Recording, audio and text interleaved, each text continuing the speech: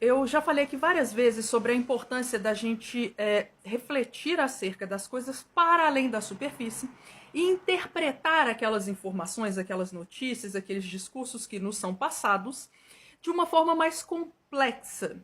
Inclusive, isso envolve questionar tudo aquilo que nos é trazido pela grande mídia e a escolha que a grande mídia faz das palavras, do modo como ela vai relatar as coisas, inclusive dos fatos que ela vai relatar, porque ela não relata tudo o que acontece.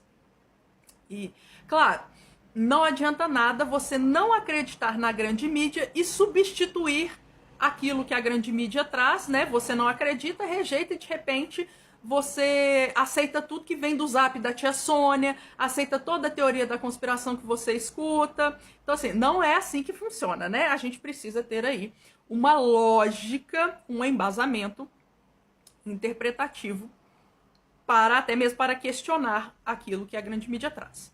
E aí, me chamou a atenção porque uma notícia, né, ontem, 8 de novembro, porque eu já falei aqui outras vezes no canal sobre um fenômeno que eu estou estudando, eu comecei a estudar recentemente, sobre a guerra de quinta geração. Também conhecida como o quinto gradiente de guerra, né, ou a quinta gradação da guerra. E uma parte importante dela envolve a manipulação de como a gente percebe a realidade, a manipulação da percepção da realidade. Inclusive, isso envolve as pessoas não perceberem que elas mesmas estão vivendo a guerra e estão muitas vezes na frente de batalha. A gente está vendo ocorrer um conflito armado nesses moldes que a gente já conhece e já espera do que seria a guerra, mas a gente também está passando por um tipo de batalha, um tipo de guerra, em que nós mesmos nos tornamos atores sem perceber e sem saber.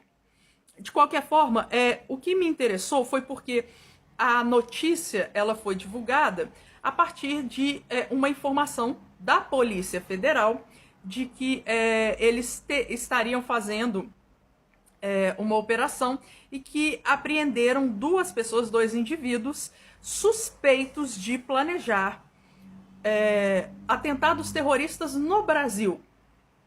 Só isso já é algo que a gente precisa se questionar. Porque, tirando o bolsonarista, o Brasil não tem muito histórico de atentado terrorista. Quer dizer, bolsonarista e militar, né? Que coisa. Enfim. Mas desse ponto de vista, né, que eu estou falando aqui, porque a Polícia Federal disse que esses indivíduos, eles são suspeitos de planejar atentados terroristas em sinagogas e outros prédios judaicos e teriam ligação com o grupo radical Hezbollah, o grupo libanês Hezbollah. Acontece que, por que essa notícia é estranha logo de cara? Porque para o Hezbollah cometer um atentado terrorista aqui no Brasil seria um grande tiro no pé.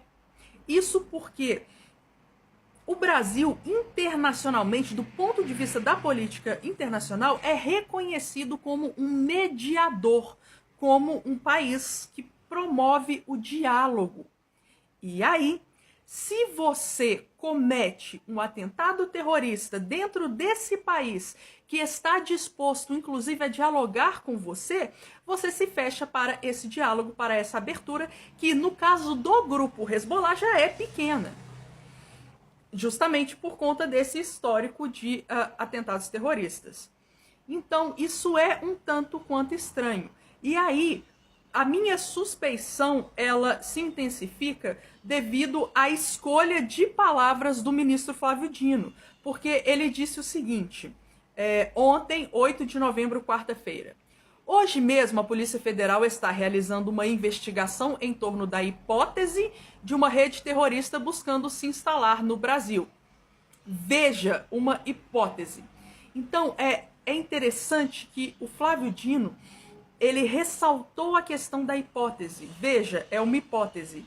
E aí, depois ficou-se sabendo que essa dica de que se estaria planejando um atentado terrorista aqui no Brasil veio por parte da Mossad, do Mossad, que é o serviço secreto israelense, e também da CIA, dos Estados Unidos.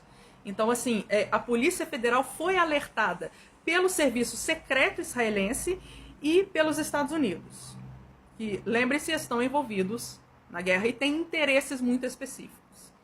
E aí, é possível que o Hezbollah tenha cooptado indivíduos aqui no Brasil para cometer atentados terroristas? É possível, embora não seja muito lógico.